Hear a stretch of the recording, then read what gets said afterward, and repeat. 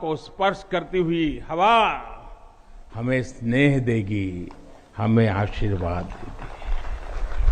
और जब मां गंगा उन्मुक्त होगी, प्रसन्न होगी, तो बाबा के ध्यान में हम गंग तरंगों की कलकल, गंग तरंगों की कलकल का दैवीय अनुभव भी कर सकेंगे। बाबा विश्वनाथ सबके हैं, मां गंगा सबकी है, उनका आशीर्वाद सबके लिए है। लेकिन समय और परिस्थितियों के चलते बाबा और मां गंगा की सेवा की यह सुलभता मुश्किल हो चली थी। यहां हर कोई आना चाहता था, लेकिन रास्तों और जगह की कमी हो गई थी। बुजुर्गों के लिए, दिव्यांगों के लिए यहां आने में बहुत कठिनाई होती थी। लेकिन अब विश्वनाथ धाम परियोजना के पूरा होने से यहां हर किसी के लिए पहुंचना सुगम हो गया है। हमारे दिव्यांग भाई बहन, बुजुर्ग माता पिता सीधे बोर्ड से जेटी तक आएंगे। जेटी से घाट तक आने के लिए भी एस्केलेटर लगाए गए हैं, वहां से सीधे मंदिर तक आ सकेंगे। संकरे रास्तों की वजह से दर्शन के लिए जो घंटों तक का इंतजार करना पड़ा था, जो परेशानी होती थी, वो भी अब कम होगी। पहले यहां जो मंदिर क्षेत्र केवल 3000 वर्ग फीट में था, वो अब करीब करीब 5 लाख वर्ग फीट का हो गया।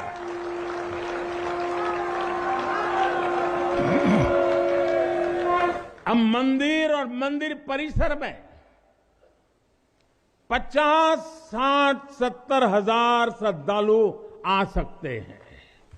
यानी पहले मां गंगा का दर्शन स्नान और वहां से सीधे विश्वनाथ धाम, यही तो है हर हर महादेव। साथियों, जब मैं बनारस आया था तो एक विश्वास लेकर आया था। विश्वास अपने से ज्यादा बनारस के लोगों पर था, आप पर था। आज हिसाब किताब का समय नहीं है, लेकिन मुझे याद है तब कुछ ऐसे लोग भी थे जो बनारस के लोगों पर संदेह करते थे। कैसे होगा ही नहीं, यहां तो ऐसे ही चलता है, ये मोदी जी जैसे बहुत आके गए।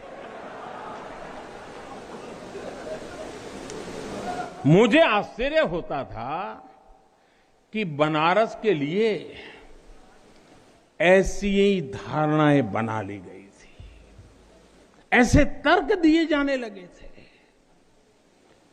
ये जड़ता बनारस की नहीं थी, हो भी नहीं सकती थी। थोड़ी बहुत राजनीति थी, थोड़ा बहुत कुछ लोगों का निजी स्वार्थ, इसलिए बनारस पर आरोप लगाए जा रहे थे। लेकिन काशी तो काशी है,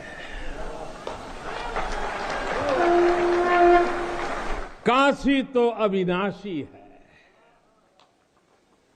काशी में एक ही सरकार है,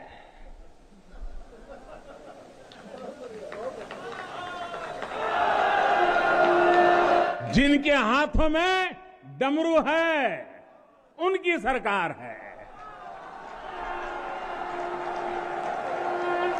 जहां गंगा अपनी धारा बदलकर बहती हो, उस काशी को भला कौन रोक सकता है। काशी खंड में भगवान शंकर ने खुद कहा है, विना मम प्रसादम वै कह काशी प्रति प्रद्युत्ते, अर्थात बिना मेरी प्रसन्नता के काशी में कौन आ सकता है, कौन इसका सेवन कर सकता है। काशी में महादेव की इच्छा के बिना न कोई आता है और न यहां उनकी इच्छा के बिना कुछ होता है। यहां जो कुछ होता है महादेव की इच्छा से होता है। ये जो कुछ भी हुआ है महादेव ने ही किया है।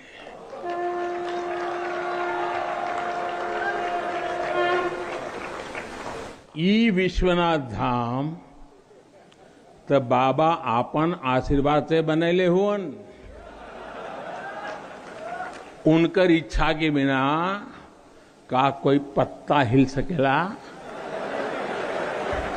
कोई कितना बड़ा हवे तो अपने घरे का होइए, बोलिए तबे कोई आ सकेला, कुछ कर सकेला।